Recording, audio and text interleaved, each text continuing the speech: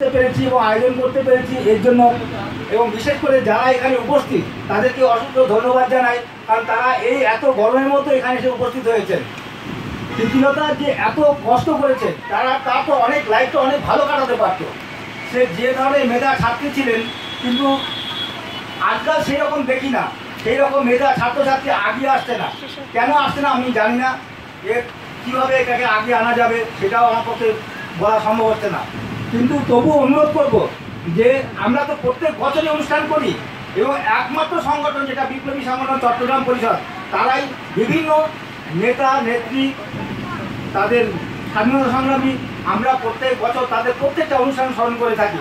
কাজে আপনাদের অনুরোধ, আপনারা প্রত্যেকেই আসবেন এই অনুষ্ঠানগুলিতে এবং আমাদের সাথে সহযোগিতা করবেন। আপনারা সহযোগিতা না করলে কিন্তু আমাদের অনুষ্ঠান করা সম্ভব হবে না। আগামী দিনে আমাদের অনুষ্ঠান করতে খুব অসুবিধা হবে, কারণ বারবার সরকার থেকে আমাদের হুমকি দেওয়া হচ্ছে, বলছে আপনারা লোক যদি জড়ো না করতে পারেন তাহলে কিন্তু আমরা মাইক দেবো না, লাইট দেবো না, প্যান্ডেল দেবো না, ফুল দেবো না, কিছু দেবো না। কাজে আপনাদের কাছে সন্নিবন্ধ অনুরোধ, আপনারা আসুন এবং সেই সাথে আপনার বাড়ির ছেলে মেয়েদেরকে নিয়ে আসুন, তারা যেন এসে উপস্থিত হয় এখানে, তাহলেই ভালো লাগবে। এই বলে আমার বক্তব্য শেষ করছি। নমস্কার।